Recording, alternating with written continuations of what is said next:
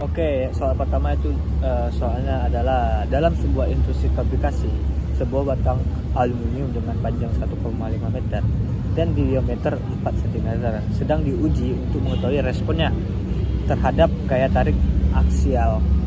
Gaya sebesar 40 kN diberikan secara perlahan hingga batang mengalami perpanjangan sebesar 2 mm.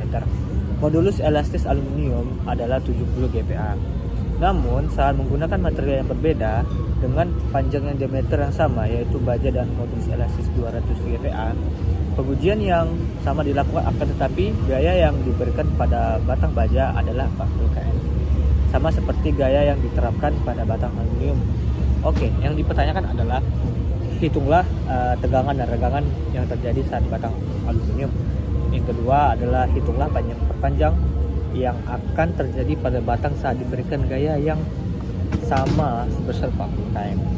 Dan C, jelaskan bagaimana modulus elastis mempengaruhi deformasi material dalam konteks fabrikasi dan aplikasi gaya nyata untuk pemilihan bahan dan desain struktur.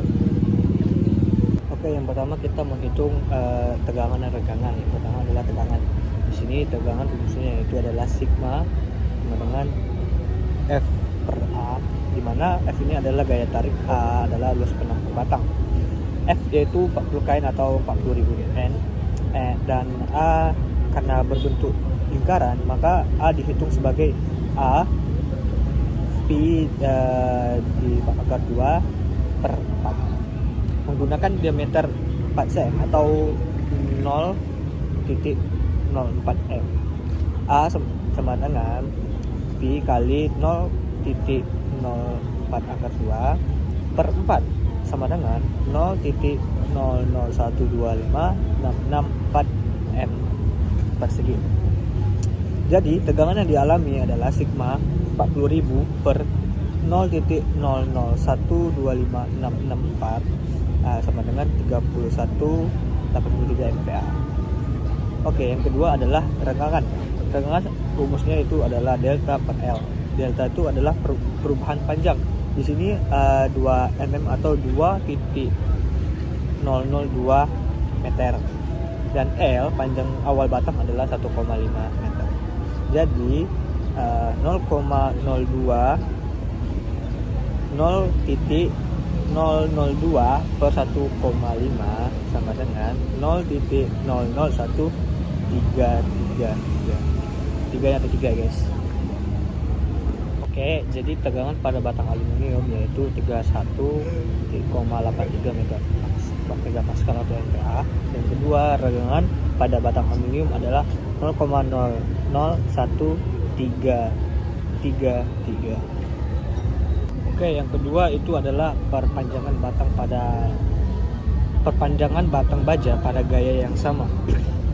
Oke, sekarang kita tahu berapa panjang batang baja bertambah jika diberi gaya 40 kN seperti batang aluminium. Karena gaya dalam dimensi batang baja sama, tegangan yang dialami batang juga yaitu 31,38 MPa atau megapascal. Namun jika baja memiliki modulus elastis yang lebih tinggi daripada aluminium yaitu 200 GPa dibandingkan dengan 70 GPa pada aluminium, yang artinya baja lebih kaku. Jadi untuk tegangan yang sama, baja akan mengalami deformasi yang lebih kecil dibandingkan aluminium. Dengan menggunakan persamaan delta sigma L per E. E itu adalah modulus elastis baja. Oke, yang kita tahu adalah sigma itu adalah 31,83 dikali 10 pangkat 6. Tegangan pada baja sama seperti aluminium.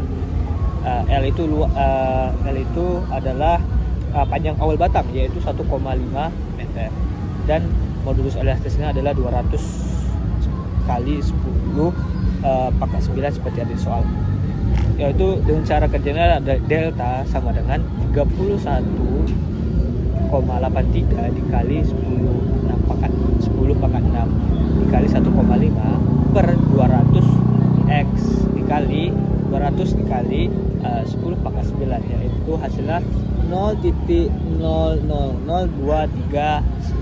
meter atau kita milimeterkan itu 0,239 mm.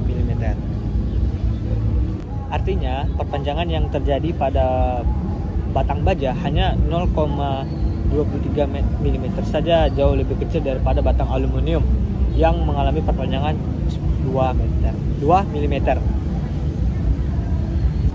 Oke, yang ketiga itu adalah pengaruh modulus elastis terhadap deformasi dan pemilihan material.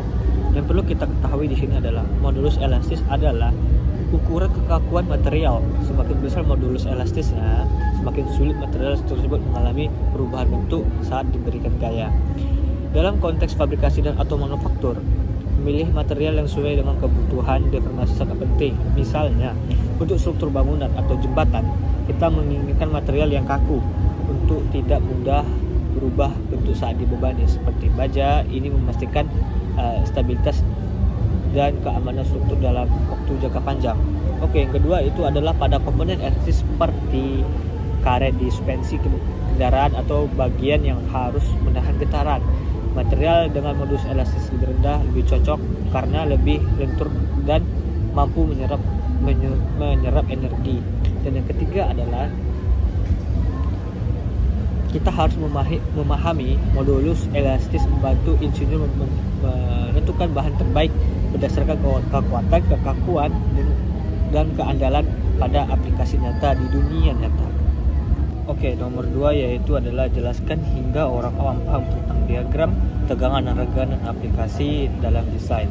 Oke, jawabannya itu adalah yang pertama yaitu zona elastis.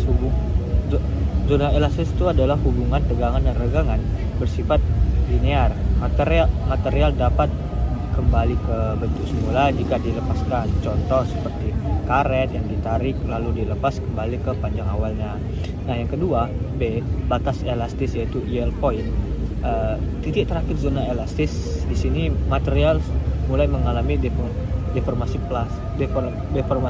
plastis di mana perubahan bentuk tidak dapat kembali seperti jika kayak dilepaskan.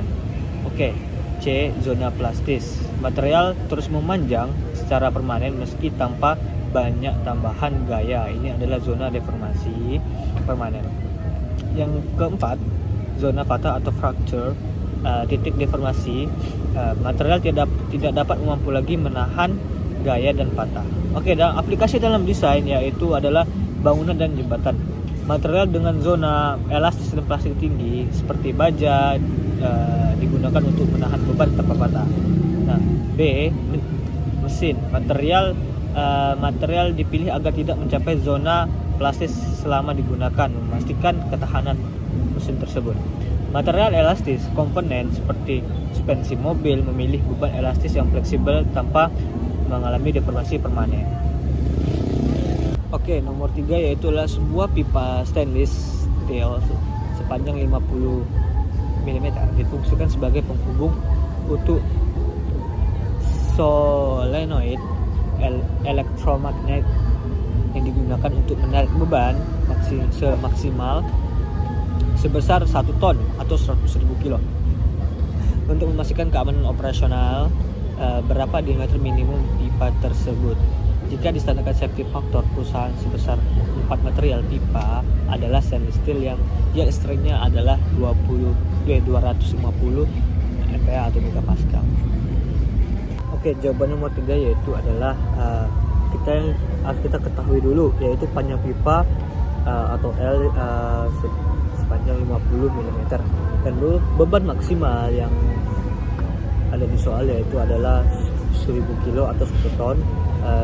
Safety faktornya atau SF4, yield strength 250 MPa atau megapascal dan material adalah stainless steel.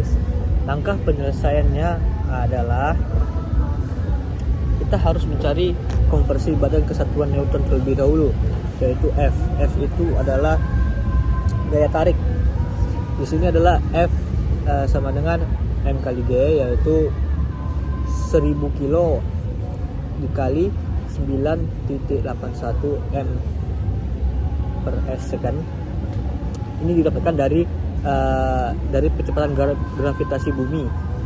Nah, jadi 1000 kilo dikali 9,81 sama dengan 9.81 Newton.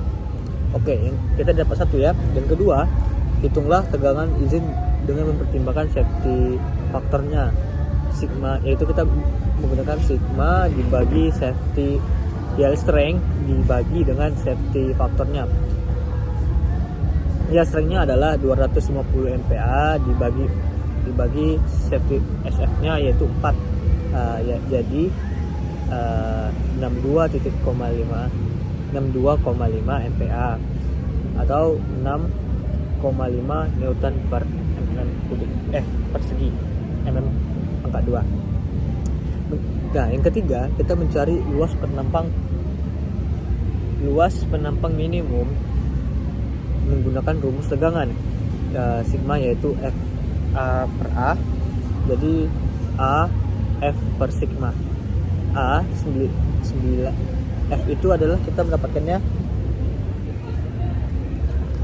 9,810 Newton dibagi 62,5 Newton mm persegi. Dan hasilnya adalah 156,96 mm persegi. Dan yang keempat adalah menghitung diameter dari luas yang didapat. A adalah luas penampang batang, yaitu rumusnya adalah V dikali R pangkat 2, yaitu V 156 per titik 996 sama dengan 3,14 dikali R 156.96 didapatkan dari 3,14 dikali R pangkat 2, dapat dari nilai V nya guys ya. Terus R pangkat 2 sama dengan 156.96 per dibagi 3.14 sama dengan 49.987 mm persegi. Dan akar dari 49.987 yaitu adalah 7,07 mm. Nah, yang terakhir kita mendapatkan diameter minimum. Diameter minimum itu adalah D sama dengan 2 dikali 7,07 mm. Hasilnya adalah 14,14 mm. Di sini kita bulatkan menjadi lebih tinggi, yaitu 15 untuk keamanan yang tercana. Dibulatkan untuk atas untuk keamanan.